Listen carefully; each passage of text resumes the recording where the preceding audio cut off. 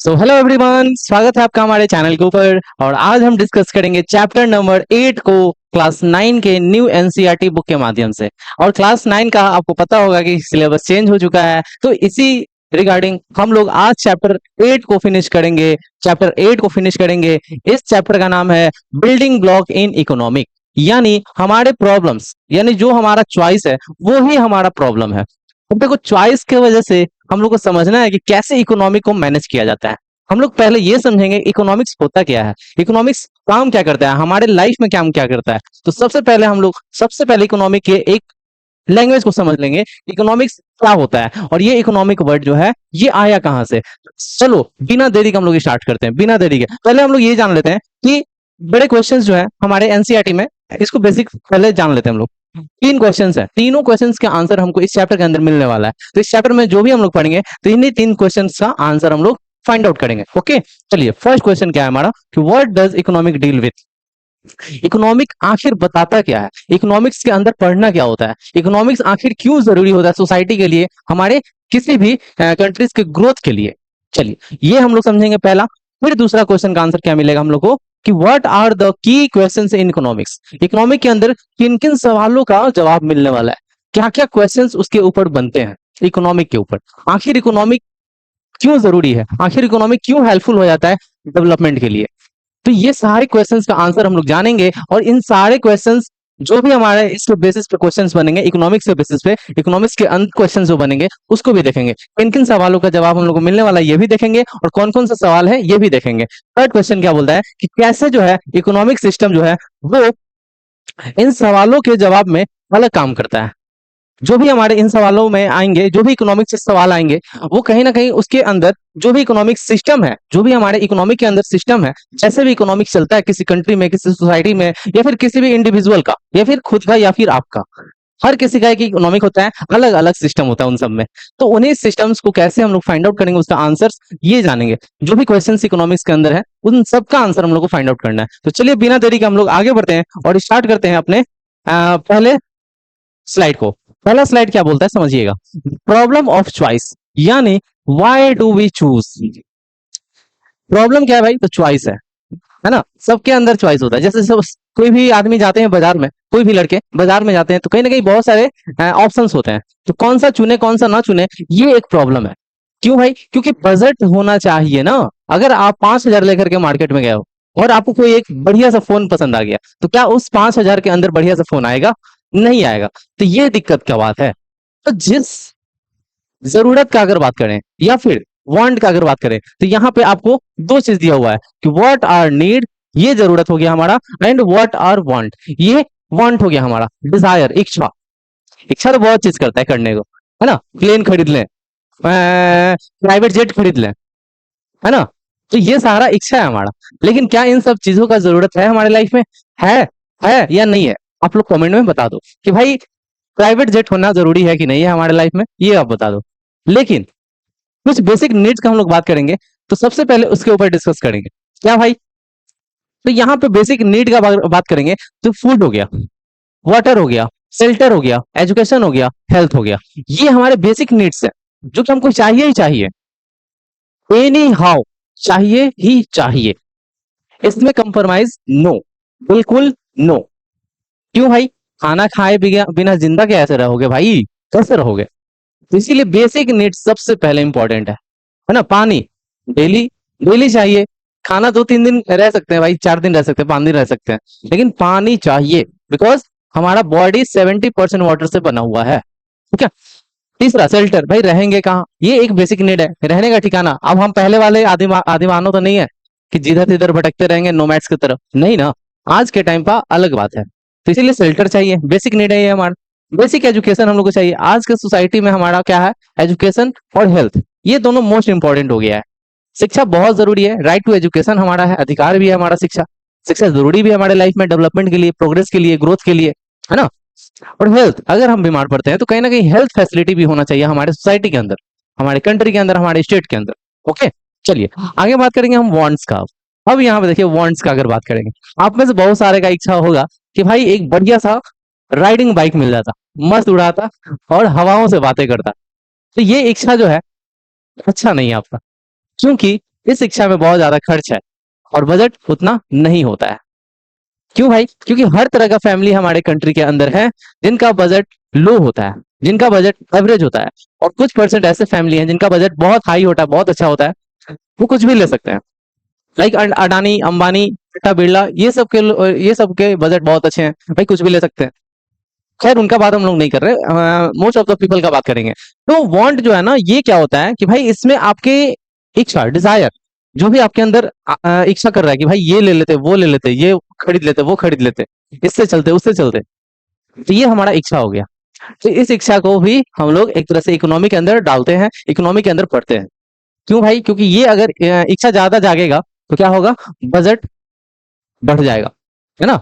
अगर इच्छा जाग गया कि भाई हमको लग्जरी कार लेना है, तो भाई बजट को और ऊपर ले जाना होगा।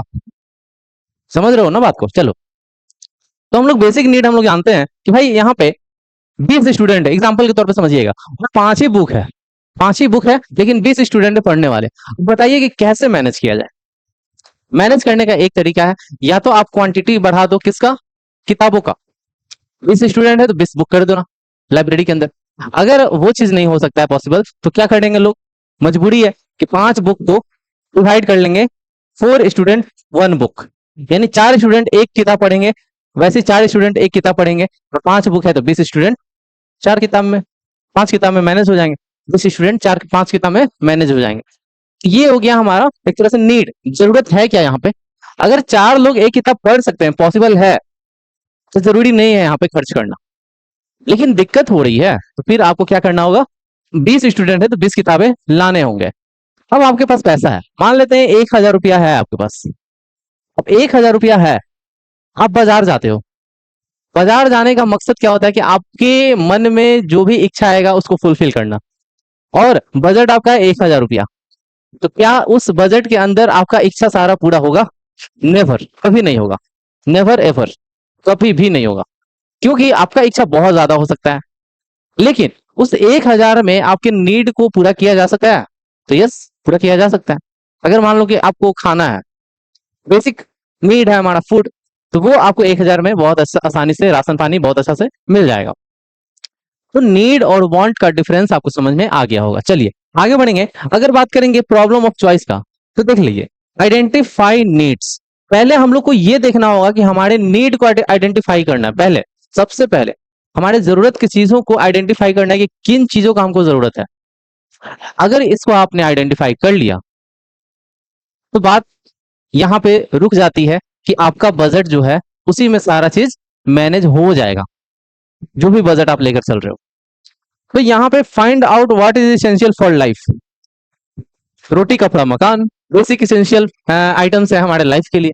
भाई खाना मिल जाए, ठिकाना मिल जाए, और बेसिक नीड जो हम लोग जाने, एजुकेशन मिल जाए और हेल्थ केयर मिल जाए। तो खाना, ठिकाना, एजुकेशन और हेल्थ केयर, ये बेसिक नीड है हमारा, जो कि फुलफिल होना ही चाहिए। दूसरा, तो देखिए ये सारे स्टेप्स हैं जिससे हमको प्रॉब्लम ऑफ चॉइस जो है ये पता चलेगा। दूसरा, लिस्ट वांट्स। देखिए क्या क्या चाहिए उसका लिस्ट बना लो आप। ये वांट का लिस्ट है। वांट मतलब डिजायर, इच्छा, आपके अंदर क्या क्या मतलब और ज्यादा करने का मन है। कभी इच्छा खत्म नहीं होता है भाई, भी नहीं खत्म होगा। चाह कर भी आप सोचोगे कि नहीं अब हमको डिजायर, ये लग्जरी लाइफ नहीं जीना है, ऐसा हो ही नहीं सकता है। अगर आप आज बाइक से चल रहे हो ना कहीं कल इच्छा करेगा कार से चलने का। कार से चल रहे हो तो कल इच्छा करेगा लग्जरी कार से चलने का। समझ रहे हो ना? तो ये चीज है वांट, है ना। तीसरा, कंपेयर ऑप्शंस। अब देखिए, think about available resources, money, time, labour, land. अब देखिए कंपेयर करना है, बहुत सारा ऑप्शन है हमारे पास। मनी, टाइम, लेबर, जो भी आपके पास रिसोर्सेज अवेलेबल है, अगर उसके अंदर आपका गुजारा पॉसिबल है, हो जा रहा है, कोई दिक्कत नहीं हो रहा, लाइफ बहुत बढ़िया चल रहा है, तो जरूरत ही नहीं है आपको कंपेयर करने का। फिर कि भाई हमारे पास तो स्कूटी है, बाइक होता तो क्या बढ़िया हो जाता, स्कूटी की जगह पर बाइक आ जाता। तो ऐसा नहीं सोचना है, ठीक है। तो नीड अगर फुलफिल हो जा रहा है, तो वांट जो है उसको लिमिटेड रखा जाए। लेकिन ऐसा तो हो ही नहीं सकता है, वांट क्या है भाई, अनलिमिटेड है। इच्छा कभी मरता ही नहीं है, कभी खत्म नहीं होता है, ठीक है। Make a choice, choose the best option with limited resource. अगर आपके पास लिमिटेड रिसोर्स है, तो बेस्ट ऑप्शन को आपको चूज करना है। लाइक मान लो कि आपके पास एक तरफ है आईफोन और दूसरी तरफ है एक टैब। जिससे आप पढ़ सकते हो। तो क्या आप आईफोन लेना चाहोगे या फिर टैब लेना चाहोगे? आईफोन से आप क्या कर सकते हो, बहुत मतलब शो ऑफ कर सकते हो कि मेरे पास आईफोन है, लेकिन टैब रहेगा तो आप क्या करोगे, उसे पढ़ोगे, उसे चीजों को एक्सप्लोर करोगे, मतलब उस पर देखोगे हर चीज, है ना, हर चीज को समझोगे उस पर। एजुकेशन पर्पज से टैब बहुत यूजफुल हो जाता है। तो यहाँ पे आपको चूज करने का ऑप्शन है, तो इस ऑप्शन में से आपके ऊपर डिपेंड करता है कि आप किसको चूज करोगे, ठीक है। रिव्यू एंड चेंज, हाँ, choice can change as life as situation keep changing. और देखो चॉइस चेंज होते रहते हैं, है ना, आपका जो चॉइस है कहीं ना कहीं बदलते रहेगा। आज चॉइस कुछ और है तो कल चॉइस कुछ और हो जाए। अगर आज आप चाह रहे हो कि भाई आईफोन ले ले, तो कल मन करेगा कि भाई लंबरगिनी ले ले। आज आप चला रहे हो हीरो होंडा, तो कल मन करेगा हायाबुसा ले ले। कहीं ना कहीं ये चार सारे हमारे क्या है, चॉइस है, ये सारे हमारे चॉइस है। और इच्छा कभी खत्म नहीं होता है, इच्छा हमेशा डेवलप होते रहता है, चेंज होते रहता है, ठीक है। चलिए, तो जो भी हमारे पास रिसोर्सेस है उसी से हम लोग को काम चलाना चाहिए। अब देखो मार्केट, वर्ड मार्केट है, इसका मतलब क्या होता है, तो एक जगह होता है जहां पे हम लोग या तो बाइंग करते हैं या तो सेलिंग करते हैं, किसका, गुड्स का एंड सर्विसेज का, ठीक है। उसी को हम लोग क्या बोलते हैं, मार्केट बोलते हैं। मार्केट दो तरह का हो सकता है, फिजिकल मार्केट और एक ऑनलाइन मार्केट। ये दो तरह का मार्केट होता है। आज सबसे ज्यादा अगर एक्टिव है तो ऑनलाइन मार्केट एक्टिव है, घर पे सामान पहुंच जा रहा है जो भी चाहिए हम लोग को, ठीक है। Resources are limited and resources are limited, wants are unlimited, है ना। रिसोर्सेस लिमिटेड ही है हमारे पास, लिमिटेड पेड़ है, लिमिटेड पेट्रोलियम है, लिमिटेड कोयला है, लिमिटेड वाटर है, लेकिन क्या है भाई, अनलिमिटेड क्या है, तो वांट्स है। हमारा इच्छा अनलिमिटेड है भाई, हम लोग को सब चीज चाहिए, सब चीज चाहिए। आज अडानी अंबानी के पास किस चीज का कमी होगा, नथिंग, कुछ नहीं कमी होगा। लेकिन फिर भी आज वो लोग मेहनत करते रहते हैं, कमाते रहते हैं, और ग्रो करने के लिए, और आगे बढ़ने के लिए। रीजन क्या है भाई, क्योंकि वांट जो है वो अनलिमिटेड है, कभी इच्छा खत्म नहीं होता है। अगर मान लो आपका गोल है कि भाई हमको 5 करोड़ कमाना है, फिर लाइफ बहुत बढ़िया हो जाएगा, 5 करोड़ कमा लेंगे, 5 करोड़, फिर लाइफ बढ़िया हो जाएगा, लेकिन नहीं, ऐसा हो ही नहीं सकता है, आपका इच्छा कभी खत्म ही नहीं होगा। 5 करोड़ के बाद आप सोचोगे 10 करोड़ कमा ले, फिर 20 करोड़, 50 करोड़, 100 करोड़, ये है हमारा इच्छा, है ना। मन पे काबू किसी का ना है। ओके, चलिए आगे बढ़ेंगे हम लोग। तो people, fame and government all makes economic choice. Choice help us use resources in the best way. तो यहाँ पे हम लोग को चॉइस जो है, हम लोग को एक तरीका बताता है कि रिसोर्स को कैसे यूज किया जाए। चलिए, तो अब हम लोग पढ़ेंगे चॉइस एंड लिमिटेड रिसोर्स। अब देखिए हमारे पास चॉइस बहुत सारे होते हैं, लेकिन रिसोर्स क्या है भाई, लिमिटेड ही है ना। तो इस चीज को नजर में रखते हुए हम लोग क्या करेंगे, रिसोर्स का यूज करेंगे। देखिए, we have unlimited wants but resources are limited. हमारे पास इच्छा बहुत ज्यादा है, ये कर ले, वो कर ले, ये ले ले, वो ले ले, लेकिन हमारे पास रिसोर्स क्या है, लिमिटेड ही है, जिसकी वजह से हम लोग को क्या करना होता है, जितना चादर उतना पैर फैलाना होता है, ठीक है। तो चलिए, यहाँ पे हम लोग सबसे पहले जानेंगे लैंड के बारे में, फिर लेबर, कैपिटल, टेक्नोलॉजी। ये सब हमारा क्या है, लिमिटेड रिसोर्स है, लेकिन इन सब का यूज करना हमारे हाथ में है। अलग अलग तरीके से हम इन सब का यूज करते हैं, है ना। लैंड का यूज अलग तरीके से, कोई फार्मिंग के लिए यूज करता है, कोई इंडस्ट्रीज के लिए यूज करता है, कोई अपार्टमेंट बना दिया उसके लिए यूज कर रहा है, भाई रेंट लगा देंगे पैसा आएगा। तो ये सारे हैं हमारे एक तरह से डिफरेंट वेज, है ना। कैपिटल का यूज, कैपिटल का यूज मीन्स कि पैसा का यूज कहाँ पे नहीं हो रहा है, कहाँ पे हो रहा है ना, कहाँ पे करना है, कहाँ पे नहीं करना है, ये सारा चीज मैनेजमेंट जो है कि कैपिटल का होता है। टेक्नोलॉजी का यूज कहाँ करना है, कहाँ नहीं करना है, ये चीज भी देखना होता है। तो कहीं ना कहीं ये हमारा एक एग्जाम्पल लेकर के समझाया गया है कि लिमिटेड लैंड है अगर हमारे पास, क्या हम दोनों चीज एक बार में उगा सकते हैं, बार्ली और वीट। क्या हम लोग बार्ली और वीट को किसी एक को चूज करना पड़ेगा या फिर दोनों उगा सकते हैं? तो देखिए, प्रोडक्शन अगर आपको सबसे ज्यादा गेहूं का करना है तो क्या करना होगा, बार्ली को एकदम से रिजेक्ट कर देना होगा, कोई एक ऑप्शन को चुनना होगा, किसको, वीट को, है ना, वीट को। या तो बार्ली को चुनना है, तो बार्ली का प्रोडक्शन अगर आपको मैक्सिमम करना है तो वीट को आपको रिजेक्ट कर देना है। तो यहाँ पे किसी एक ऑप्शन को आप एडॉप्ट करते हो तो आपका फायदा ज्यादा होता है। अगर मान लेते हैं कि वीट का प्रोडक्शन आप ज्यादा करोगे, तो यहाँ पे वीट का जो है कि कॉस्ट आपको जो है कि ज्यादा बेनिफिट देगा। उसी तरह बार्ली का प्रोडक्शन ज्यादा करोगे तो बार्ली का प्रोडक्शन ज्यादा होगा तो वो भी कॉस्ट आपको ज्यादा देगा। तो कहीं ना कहीं इन दोनों में से कोई एक को चुनोगे तभी जाकर के आपका फायदा होगा, ठीक है। यानी किसी ना किसी एक का सेक्रीफाइस करना होगा। With limited land, water and labour, the farmer must choose the best combination, है ना, बेस्ट कॉम्बिनेशन, जो भी आपके लिए बेस्ट होगा, आपके फ्यूचर के लिए, आपके डेवलपमेंट के लिए, आपके इकोनॉमिक के लिए, उसको आपको चूज करना है, ठीक है। चलिए, तो यहाँ पे हम लोग देख पा रहे हैं कि अगर वीट का प्रोडक्शन ज्यादा हो रहा है तो कहीं ना कहीं बार्ली जीरो हो जा रहा है। कहाँ हो जा रहा है, बार्ली जीरो हो जा रहा है। अगर वही बार्ली का प्रोडक्शन देखने ज्यादा हो रहा है तो वीट का जो है वो जीरो हो जा रहा है, वीट जो है वो जीरो हो जा रहा है ना। इधर हमारा बार्ली का डाटा दिया हुआ है, इधर वीट का डाटा दिया हुआ है। यानी ग्राफ अगर ऐसे जा रहा है, ऊपर में है, ऊपर से जा रहा है ऊपर तक, कहीं ना कहीं ये वीट का प्रोडक्शन बता रहा है। और अगर ग्राफ ऐसे जा रहा है तो ये हमारा बार्ली का प्रोडक्शन बता रहा है। ठीक है, बार्ली का देखो, बार्ली यहाँ पे दिखा रहा है तो 60 किलो, यहाँ पे दिखा रहा है तो ये 30 किलो, यहाँ पे दिखा रहा है तो ये 80 किलो, और यहाँ पे अगर दिखा रहा है तो 100 किलो, है ना। लेकिन वीट अगर यहाँ दिखा रहा है तो 100 किलो, यहाँ दिखा रहा है तो 90 किलो, यहाँ दिखा रहा है तो 80 किलो, यहाँ दिखा रहा है तो 50 किलो, यहाँ दिखा रहा है तो 0 किलो। तो यही तो बता रहा है ना ग्राफ, ये हमारा। तो यहाँ पे वही चीज लिखा है कि as we move from A to A, more barley is produced but wheat is given up. यानी अगर आप ए से ई की तरफ देखते हैं, ए से ई की तरफ, तो बार्ली का प्रोडक्शन बढ़ गया, लेकिन वीट को आपको गिव अप करना पड़ गया, है ना। वीट को आपको गिव अप करना पड़ा।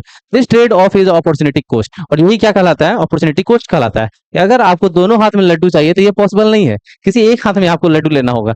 तो यहाँ पे भी वही चीज कह रहा है कि अगर आपको एक हाथ में गेहूं मिल रहा है और दूसरे हाथ में बार्ली, तो ये पॉसिबल नहीं है। लेकिन अगर आप गेहूं को दोनों हाथ से बटोरोगे तो एक ऑप्शन जो है वो छोड़ना पड़ जाएगा, आपको सेक्रीफाइस करना पड़ेगा। उसी को बोला जाता है अपॉर्चुनिटी कॉस्ट। यानी कहीं ना कहीं उसका भी वैल्यू था भाई, जो हम लोग सेक्रीफाइस किए उसका भी वैल्यू था ना, इसीलिए बोला जा रहा है यहाँ पे अपॉर्चुनिटी कॉस्ट। ठीक है, चलिए नेक्स्ट स्लाइड पे हम लोग बात करेंगे।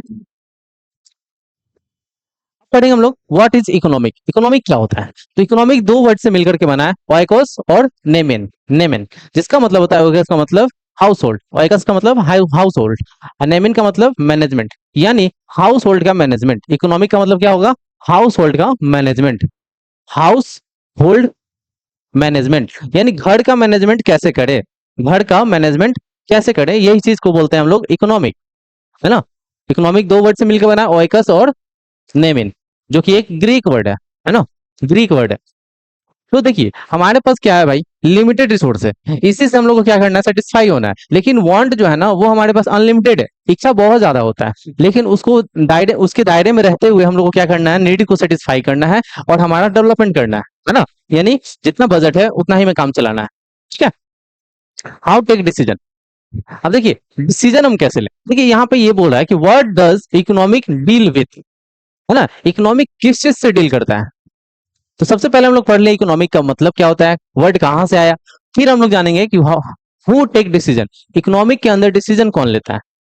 तो डिसीजन दो तरह के लोग ले सकते हैं, एक इंडिविजुअल या तो कंपनी, और एक तो गवर्नमेंट, ये दो लोग डिसीजन ले सकते हैं। Individual enterprises, government and institution decide how to allocate resources, यानी रिसोर्स का कैसे यूज करना है, ये डिसीजन लेने का अधिकार किसको है, ऑनर को है।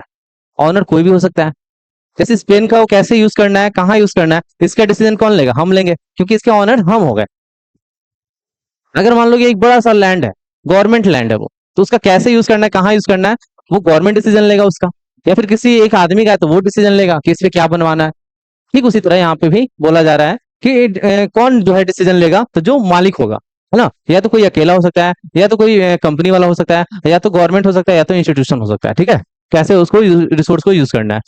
Their choice affect the well being of people and society, और इन्हीं लोग का चॉइस जो है कहीं ना कहीं एक अच्छा जीवन, एक क्वालिटी ऑफ लाइफ देगा सोसाइटी को, कंट्री को। सरकार का डिसीजन ही क्या होता है कि हमारे कंट्री के लोगों के लिए वेलफेयर का काम करता है ना, भलाई का काम करता है। तो वही पॉलिसी लाते हैं सरकार जो लोगों का भलाई करे। ठीक है, जैसे अभी पेपर लीक हुआ, प्रोटेस्ट चल रहा है, अभी दिल्ली में बहुत ही भयंकर प्रोटेस्ट चल रहा है, लाठीचार्ज हो गया, आज सुबह का ही कहानी है, लाठीचार्ज हुआ है। ठीक है, तो कहीं ना कहीं ये चीज बहुत गलत हो रहा है। अधिकार मांगो तो लाठी मिले, गलती सरकार करे फिर भी भुगते हम लोग। 22 लोग, 22 लोग बच्चे जो थे वो सुसाइड कर लिए बिकॉज ऑफ पेपर लीक। भाई जिनका तैयारी बहुत बेहतरीन होगा, अच्छा एग्जाम गया होगा, वो बच्चा क्यों ना डिप्रेशन में जाए, ऑटोमेटिक डिप्रेशन में जाएगा। एग्जाम बहुत अच्छा गया था जिनका, वो सोच रहे थे मैं डॉक्टर बन गया। अब बताइए कि वो बच्चा के माइंड में किस तरह का प्रेशर आया होगा ये सोचकर कि भाई मैंने एग्जाम देकर आया और पेपर लीक हो गया, पेपर ये कैंसिल हो जाएगा, फिर से एग्जाम देना होगा। तो वो बच्चा डिप्रेशन में जाएगा, जाएगा। बहुत कम बच्चे होते हैं जो इस सिचुएशन को भी झेल पाएंगे, जिनका एग्जाम बहुत अच्छा गया हो, 5 साल से मेहनत कर रहे हो, और वो सुनने में आया पेपर लीक हो गया, जो वो पेपर दे कर आए हैं। अब भाई उसी के रिगार्डिंग यहाँ पे प्रोटेस्ट किया जा रहा है कि भाई आप इस्तीफा दो, रिजाइन दो, लेकिन नहीं, अकाउंटेबिलिटी ही खत्म हो गया। आंसरेबल नहीं रहा आज का गवर्नमेंट। आंसरेबल होना बहुत जरूरी है, तभी लोकतंत्र बचेगा, डेमोक्रेसी बचेगा। भाई दबे हम लोग आते हैं अपने टॉपिक के ऊपर। ये सब तो चल ही रहा है, लेकिन किसी का ध्यान नहीं है उसके ऊपर, मीडिया दिखाना नहीं चाह रही ये सारी चीजें। ओके, तो देयर चॉइस अफेक्ट, यानी लोगों को अफेक्ट करेगा कि ये लोग डिसीजन किसके भी हाथ में ले रहे हैं, कैसे ले रहे हैं, किन चीजों के सेक्टर में ले रहे हैं। अब जैसे कोई फैक्ट्री के सेक्टर में लेगा तो कहीं ना कहीं इंप्लॉयमेंट की रेट होगा, है ना। चलिए थर्ड क्वेश्चन क्या बोल रहा है कि इकोनॉमिक एंटिटीज। तो देखिए इकोनॉमिक एंटिटीज में क्या देखने को मिलेगा, consumer, producer, government and financial institution interact in the economic. Economic को अगर ग्रो करना है, इकोनॉमिक को बढ़ाना है, तो कहीं ना कहीं उसमें consumer, producer, government, financial institution, ये सब एक दूसरे को मिलकर के काम करते हैं। सब दूसरे एक दूसरे से मिलकर के काम करते हैं, सहयोग लेकर के काम करते हैं। अगर कोई प्राइवेट सेक्टर अगर कुछ काम करना चाह रहा है, फैक्ट्री लगाना चाह रहा है, तो कहीं ना कहीं गवर्नमेंट का उसमें योगदान होता है। गवर्नमेंट प्रोवाइड करेगा इलेक्ट्रिसिटी, लैंड प्रोवाइड करेगा, वाटर प्रोवाइड करेगा, तब जाकर के कोई फैक्ट्री सेटअप होगा और ग्रो करेगा और एम्प्लॉयमेंट जनरेट होगा, ज्यादा से ज्यादा लोग को नौकरियां मिलेंगी। तो इसीलिए सब लोग इंटरेक्ट होकर के काम करते हैं। व्हाट इन्फ्लुएंसेस इकोनॉमिक, है ना। इकोनॉमिक जो है उन किन किन चीजों को इन्फ्लुएंस करता है, प्रभावित करता है। तो वेजेस, है ना, wealth, resources, distribution, education, technology, policies, trade and employment affect prices and decision. इतने सारे चीजों का अफेक्ट करता है भाई इकोनॉमिक अकेला। अब ये बहुत सारी चीजें हैं, कहीं ना कहीं इसी से हमारा पूरा सोसाइटी जिंदा है, इसी से हमारा पूरा कंट्री खड़ा है, इसी से हमारी कंट्री को मजबूती भी मिलती है, इसी से हर एक फैमिली को मजबूती मिलती है। तो ये सारी चीजें मोस्ट इंपॉर्टेंट है, इसीलिए बोला जाता है इकोनॉमिक बहुत ज्यादा प्रभावित करता है हमारे इन सारे सेक्टर को, इनफैक्ट पूरे कंट्री को। ठीक है, इधर अगर बात कर लेंगे रोल ऑफ डाटा। डाटा का रोल क्या है, जैसे good decision depend on data, not guesswork. देखिए भाई, एक प्लानिंग के साथ अगर कोई फैमिली चलता है, एक प्लानिंग के साथ अगर कोई सोसाइटी चलता है, एक प्लानिंग के साथ अगर कोई स्टेट चलता है, एक प्लानिंग के साथ अगर कोई कंट्री चलता है, तो कहीं ना कहीं हर इंडिविजुअल का डेवलपमेंट से लेकर के हर कंट्री का डेवलपमेंट हो सकता है because of planning. Planning is a most important starting point. सबसे पहले अगर स्टार्टअप कर रहे हो कोई चीज का, इकोनॉमिक ग्रो का, तो सबसे पहले आपका प्लानिंग सेटअप होना चाहिए। ठीक उसी तरह यहाँ पे भी वही लिखा है कि पहले आप क्या करो, पूरे डाटा का एनालाइज करो कि कंट्री के अंदर किस तरह के लोग हैं, कितना एम्प्लॉयमेंट है, कितना अनएम्प्लॉयमेंट है, कितना कौन सा कितना रिसोर्स है हमारे पास, उस रिसोर्स से कैसे डेवलपमेंट किया जा सकता है, इन सब का प्लानिंग प्रॉपर डाटा आपका एनालाइज होना चाहिए। अब ये नहीं कि गेस किए कि भाई हाँ इतना पॉपुलेशन है तो हो सकता है इतना अनएम्प्लॉयड होंगे, इतना एम्प्लॉयड होंगे। अरे भाई ऐसे गेस करना ही नहीं है, आपको एनालाइज करना है प्रॉपर जाकर के ग्राउंड लेवल पे, आपको डाटा कलेक्ट करना है प्रॉपर जाकर के ग्राउंड लेवल पे, जाकर के आपको पता चलेगा क्या है कंट्री के अंदर, क्या नहीं है। चलिए आगे बढ़ते हैं। देखिए ये वीडियो थोड़ा लंबा जाएगा थोड़ा, लेकिन वन शॉट में हम क्लियर करेंगे इस चीज को। हम ये नहीं बोलेंगे कि आधे घंटे में खत्म हो जाएगा वीडियो, आधे घंटे में खत्म हो कर दें, कुछ इन्फॉर्मेशन ही नहीं मिला आपको, इकोनॉमिक का कुछ नॉलेज ही नहीं मिला।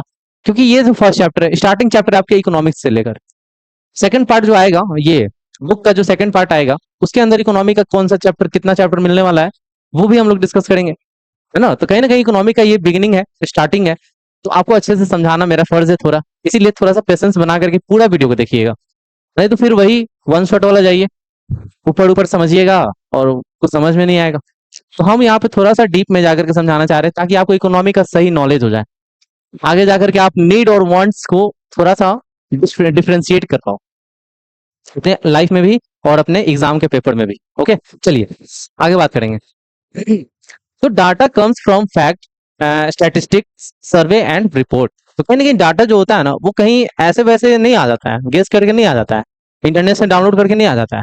कहीं ना कहीं उसको पूरी तरह से सर्वे किया जाता है ना, उसके अंदर पूरे फैक्ट्स को लाया जाता है, पूरे डाटा को एनालाइज किया जाता है, पूरा सर्वे कर करके उसको कलेक्ट किया जाता है, जाकर के डाटा तैयार होता है, एनालाइज होता है। ठीक है, पढ़ेंगे हम लोग how resources are allocated. Resource को कैसे एलोकेट करेंगे भाई, तो देखो हर फैमिली का एक प्लान होना चाहिए बजट का, ताकि वो अपने नीड को और वांट्स को दोनों को देख करके क्लियर कर सके। अब देखो एक परिवार का एग्जांपल लेते हैं, माँ पापा है और उनके दो बेटे हैं ठीक है, या फिर मान लेते हैं एक बेटा और एक बेटी है, ठीक है। कहीं ना कहीं उस परिवार का जो नीड है वो आप लोग को समझ में आ रहा होगा, नीड क्या हो सकता है। खाना, कपड़ा, रहना और मेडिकल के लिए, एजुकेशन के लिए, ये सारा हमारा बेसिक नीड है जो फुलफिल हो गया। लेकिन कहीं ना कहीं उसमें बच्चा को या फिर हो सकता है माँ बाप को लग्जरी लाइफ जीने का मन कर रहा है ना? तो उसमें नीड को भी देखना पड़ेगा, वांट को भी देखना पड़ेगा। अगर नीड फुलफिल हो गया, फिर भी आपके पास बहुत पैसा बहुत है, जाकर के वांट की तरफ आप मूव ऑन कीजिए। ठीक है? और नहीं तो फ्यूचर के लिए उसको बचा के रखिए। हो सकता है कि समय बदल जाए और दिक्कत आ जाए, तो आपका वही पैसा काम आए, है ना? वॉरेन बफेट बहुत बड़े इकोनॉमिस्ट हैं, बहुत बड़े अर्थशास्त्र है, जो कि क्या कर गए हैं कि अगर आप जो आज बचाओगे वो आपका कल काम आएगा, और वो है पैसा। वो है पैसा, इकोनॉमिक मोस्ट इंपॉर्टेंट है। ठीक है? Government use taxes revenue for development and welfare, businesses study market, innovate and aim for profit. तो कहीं ना कहीं गवर्नमेंट जो है क्या करता है, टैक्स आपसे से लेता है, हमसे लेता है, सबसे लेता है, तो कहीं ना कहीं उससे क्या करता है, वो हमारे डेवलपमेंट करता है, हमारे वेलफेयर का काम करता है उससे। लेकिन बहुत सारा सरकार पॉकेट भरने के चक्कर में रहता है कि भाई अपना पहले भर लो, बाद में देखा जाएगा। आज का सरकार तो ये है कि भाई जनता भाड़ में जाए, पहले अपना देखो, अपना सेटिस्फिक्शन होना चाहिए, हमारा हमारा नीड फुलफिल होना चाहिए पहले, जनता का छोड़ो। और जबकि जनता का ही पैसा है फिर भी। ठीक है? बिजनेस जो है, study market, innovate and aim for profit. देखिए बहुत सारे मार्केट में बहुत सारे लोग हैं, जैसे अडानी अंबानी, क्या देखेंगे? वो जनता का वेलफेयर देखेंगे क्या? कभी नहीं। वो तो अपना प्रॉफिट देखेंगे, सिर्फ अपना प्रॉफिट। ठीक है ना? तो प्राइवेट सेक्टर किसी के लिए वेलफेयर का काम नहीं करता है, सिर्फ अपना प्रॉफिट देखते हैं। भले उनके प्रॉफिट की वजह से बहुत सारे एम्प्लॉयमेंट जनरेट होते हैं, है ना? रोजगार मिलता है लोगों को। तो कहीं ना कहीं उस रोजगार दे रहे हैं, तो उसके बदले भाई पैसा भी तो ले रहे हैं, हमारा मेहनत भी तो ले रहे हैं। तो कहीं ना कहीं उनका भी प्रॉफिट है, दोनों का प्रॉफिट है। चलो, तो what do economist do? Economist का काम क्या होता है? जो इकोनॉमिक्स पढ़ता है, जिस जो स्टडी करता है इकोनॉमिक के बारे में, आखिर वो उसका काम क्या होता है? तो अभी हमने यहाँ पे देखा कि डाटा को एनालाइज करना पूरे अच्छे से, गेस वर्क करके नहीं, कि गेस कर लिए और पता कर लिए कि डाटा क्या है। गेस वर्क से नहीं, क्या करके आपको डाटा को प्रॉपर एनालाइज करना है ग्राउंड लेवल पे जाकर के। ठीक है? चलिए, तो what do economist do? Study alternative cost, benefit and outcomes. एक इकोनॉमिस्ट क्या करता है कि पूरा पहले घर के लोगों के नीड के बारे में समझता है, किसका कितना वांट्स है ये भी समझता है। उसके बाद बजट को फिक्स करता है कि कितना बजट है, उस बड़े बजट के अंदर क्या क्या चीजें ली जा सकती हैं, क्या क्या चीजें नहीं ली जा सकती हैं, किसको बेनिफिट होगा, किसको लॉस होगा, है ना? और उसका आउटकम क्या आएगा। ये सारी चीजें एक इकोनॉमिस्ट का काम होता है करना, एनालाइज करना। हमारे मम्मी, हमारे पापा, सब तो इकोनॉमिस्ट ही है। हमारे घर को मैनेज करने वाले इकोनॉमिस्ट वही तो है। आगे चल के हम भी इकोनॉमिस्ट बन जाएंगे। और इकोनॉमी का मतलब ही होता है हाउस होल्ड मैनेजमेंट। भाई हमारे घर का बात हो या फिर हमारे देश का बात हो, देश भी तो हमारा घर ही है। तो दोनों जगह पे इकोनॉमिस्ट का बहुत इंपॉर्टेंट रोल प्ले होता है, और दोनों जगह पे ही काम करते हैं इकोनॉमिस्ट अपने अपने हिसाब से। उस बजट के हिसाब से, जैसे घर का बजट कम होता है, देश का बजट बहुत बड़ा होता है, जिसके वजह से देश का बहुत ज्यादा काम करना पड़ता है, घर के लिए उतना काम करना नहीं पड़ता है। ठीक है? चलिए आगे बात करेंगे हम लोग। तो यहाँ पे हम लोग देख रहे हैं कि help individual, film and government make better decision. तो कहीं ना कहीं हर एक का योगदान, हर एक जो है कि कहीं ना कहीं अपना मदद देता है, और कहीं ना कहीं हर लोग मिल करके क्या करते हैं, देश के लिए इकोनॉमी को ग्रो करने का काम करता है। ठीक है? और बेटर डिसीजन लेने का काम गवर्नमेंट करता है। टूल्स दे यूज, इकोनॉमिक सर्वे, है ना? अब देखो इकोनॉमिक्स जो होते हैं, इकोनॉमी जो होते हैं वो कैसे काम करते हैं, तो इकोनॉमिक सर्वे करते हैं, financial statement, report and analysis, help in the understanding risk and opportunity. तो ये सारी चीजें कहीं ना कहीं इकोनॉमिस्ट काम करते हैं, जाकर के इसके ऊपर अपना कमांड बैठाते हैं, उसके बाद डिसीजन लेते हैं। ठीक है? चलिए आगे हम लोग बात करेंगे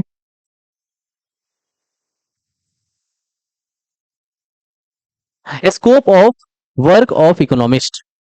देखिए स्कोप का अगर बात करेंगे हम लोग, स्कोप का हम लोग बात करेंगे, पॉलिसी मेकिंग। पॉलिसी मेकिंग जो है हमारे कौन करते हैं, इकोनॉमिस्ट करते हैं। अब ये नहीं समझिएगा कि पॉलिसी जो है नरेंद्र मोदी बनाते हैं, पॉलिसी वो नहीं बनाते, वो फाइनल डिसीजन लेते हैं। पॉलिसी बनाने का काम होता है इकोनॉमिस्ट का, वो सर्वे एक्चुअल में किए होते हैं इकोनॉमिस्ट। नरेंद्र मोदी या फिर जो भी मिनिस्टर्स होते हैं वो सिर्फ डिसीजन लेते हैं, फाइनल डिसीजन कि हाँ ये पॉलिसी लाना चाहिए कि नहीं। बाकी सारे पॉलिसी इकोनॉमिस्ट एनालाइज करते हैं कि वो पॉलिसी क्या होगा।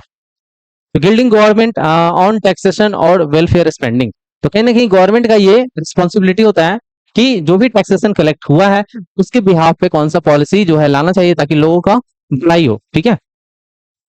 रिसर्च एंड एजुकेशन, तो ये भी काम किसका होता है, इकोनॉमिस्ट का होता है। Studying economic trend and teaching others, कहीं ना कहीं ये चीज लोगों को सिखाने का भी काम करता है इकोनॉमिस्ट। बहुत सारे लोग ऐसे होते हैं जो इकोनॉमिक्स के ऊपर पीएचडी किए होते हैं, बहुत सारे हैं। तो कहीं ना कहीं देश के हित में वो काम करते हैं या फिर अपने लाइफ में भी इम्प्लीमेंट करते हैं उस इकोनॉमिक के नॉलेज को, समझ रहे। Business consulting, helping film plan growth और इम्प्रूव इफिशियंसी। तो देखिए बहुत सारे कंपनीज ऐसे भी होते हैं जो क्या करते हैं, बहुत सारे बहुत सारे कंपनी बहुत सारे कंपनी ऐसे भी होते हैं जो क्या करते हैं, अपने एक प्लानिंग के साथ ग्रो करते हैं और अपने क्षमताओं को और ज्यादा इम्प्रूव करते हैं। जैसे हमारा लाइफ भले ही एक लाइफ गरीबी का था, एक टाइम था, लेकिन धीरे धीरे क्या होता है उसके अंदर इम्प्रूवमेंट लाया जाता है अपने मेहनत से, अपने काबिलियत से। और वो होता कैसे है, तो कहीं ना कहीं एक प्लानिंग के साथ चलने पे होता है। एक नीड को फुलफिल करना है, वांट्स को रिसेक्ट करके। भाई वांट तो अनलिमिटेड है हम लोग को पता है, लेकिन नीड जो है हम लोग को पता है ना कि किस चीज का नीड है एक्चुअल में। तो उस चीज को नजर में रख के हम लोग को ग्रो करना है, ठीक है। चलिए, finance, advising investor on where to invest, तो कहीं ना कहीं पैसा का जो यूज है वो आपको सोच समझ के करना होगा। कहाँ पे आपको जरूरत है, किधर आपको इन्वेस्ट करना है, किधर नहीं करना है। बहुत सारे लोगों का गलत ये हो जाता है, आदत लग जाता है। बहुत सारे लोग देखते हो फ्री फायर में, हम बहुत सारे को देखें फ्री फायर में कुछ कुछ खरीदते रहता है, कुछ ना कुछ उसमें परचेस करता है। पता नहीं क्या करता है, पैसा लगाता है परचेस करता है। ऑनलाइन गेम है एक तरह से, उसके अंदर बहुत सारी चीजें हैं, पता नहीं क्या खरीदता है, हमको आज तक पता ही नहीं चला। लेकिन मुंह से सुने हैं कि 10,000 का हम ये लिए हैं, 20,000 का ये खरीद लिए हैं, मेरा अकाउंट इतने लाख का बन गया है। अब उसमें हमको कुछ आइडिया ही नहीं लगता है कि क्या है भाई उसके अंदर। हमको फिजूल खर्चा लगता है। तो इन्वेस्ट जो है आपको सही जगह पे करना पड़ेगा। एज ए इन्वेस्टर आपको ये चीज सोचना पड़ेगा, ठीक है। चलिए आगे बात करेंगे हम लोग। अभी चलिए, तो अब हम लोग समझेंगे इकोनॉमिक सर्वे, यानी 2025 से लेकर के 26 के बीच में जो बजट बना था और इकोनॉमिक सर्वे के हिसाब से जो है कि बजट पेश किया गया था पार्लियामेंट के अंदर, इसके बारे में जानकारी लेंगे। तो सबसे पहले हम लोग बात करेंगे एनुअल रिपोर्ट के बारे में। एनुअल रिपोर्ट के बारे में, यानी ये जो एनुअल रिपोर्ट है इकोनॉमिक के बेसिस पे, कहीं ना कहीं इसका जो बजट है वो कौन पेश करता है, तो मिनिस्ट्री ऑफ फाइनेंस। कौन करता है, ministry of finance. And presented in parliament before the union budget. तो कहीं ना कहीं पूरे देश का जो बजट होता है उसको पेश करना किसका काम है, मिनिस्ट्री ऑफ फाइनेंस का। और ये क्या करता है कि पार्लियामेंट के अंदर पूरे बजट को पेश करता है कि किस स्टेट में कितने पैसा अलॉट करने हैं, कितने पैसे को अलॉट करना है, और उस हिसाब से उसका डेवलपमेंट होगा। जैसे बिहार में बहुत ज्यादा एजुकेशन पे दिक्कत है ना, एजुकेशन सबको नहीं मिल पा रहा है या फिर बेहतर एजुकेशन नहीं मिल पा रहा है, तो उसके ऊपर इन्वेस्ट किया जाएगा ताकि बिहार का एजुकेशन सुधर पाए, ठीक है। चलिए, तो दूसरा पॉइंट क्या बोला कि एनालाइज परफॉर्मेंस। तो देखिए, परफॉर्मेंस को एनालाइज करना कि भाई अभी हम लोग बजट बना रहे हैं इकोनॉमिक के ऊपर, हमारे भारत का जो इकोनॉमिक है उसको स्ट्रॉन्ग करने के लिए। तो कहीं ना कहीं उसके पिछले साल वाला या फिर उसके पिछले साल, यानी पिछले 5 साल 6 साल 10 साल का इकोनॉमिक पेश जो हुआ था पार्लियामेंट के अंदर, इकोनॉमिक बजट जो बना था और किस किस स्टेट में कितना बजट बना था, उसका डाटा देखेंगे। क्या उसमें सुधार आया है, क्या बदलाव आया है कुछ। ये देखने के बाद ही पता चलेगा कि जो हम लोग कर रहे हैं वो एक सही प्लान के साथ जा रहे हैं, एक सही सीक्वेंस में बढ़ रहे हैं आगे, या फिर गलत रास्ते पे जा रहे हैं। बजट बन रहा है लेकिन उसे कुछ फायदा नहीं हो रहा है। बिहार के एजुकेशन में सबसे ज्यादा खर्च होता है, लेकिन आज तक बिहार का एजुकेशन सुधरा नहीं है, सुधरा ही नहीं है। आज भी बिहार के एजुकेशन में बहुत ज्यादा घोटाला होता है, बहुत ज्यादा घोटाला। एजुकेशन छोड़ो ना, हर सेक्टर में घोटाला हो रहा है अब तो, क्या ही कहा जाए।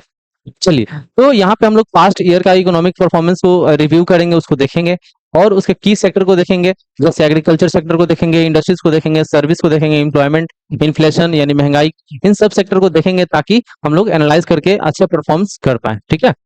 आगे बात करेंगे हम लोग फ्यूचर आउटलुक का। फ्यूचर आउटलुक का, फ्यूचर आउटलुक क्या होता है समझिएगा।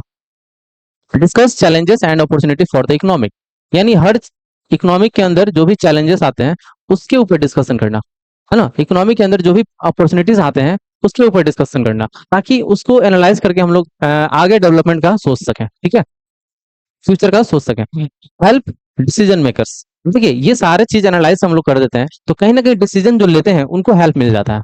जो डिसीजन मेकर होता है ना उनको हेल्प मिल जाता है। जैसे इकोनॉमिस्ट क्या करते हैं कि सारा एनालाइज करते हैं डाटा, और ताकि मिनिस्ट्री ऑफ फाइनेंस को आइडिया मिल सके डिसीजन लेने का, क्योंकि उनको पता होना चाहिए कि कहाँ पे कितना इन्वेस्ट करना है, ताकि वो क्या कर सके, बजट को बना सके उसी हिसाब से, नहीं तो आइडिया ही नहीं मिल पाएगा। तो ये सारा एनालिसिस के बाद ही जो है डिसीजन मेकर्स को आइडिया मिलता है, ताकि वो आगे का डिसीजन ले सके, पॉलिसी बना सके और उसके ऊपर इन्वेस्ट कर सकें। बेनिफिट एवरीवन, देखिए इससे बेनिफिट तो सबको होता है, ऐसा नहीं है कि बेनिफिट किसी एक को हो रहा है।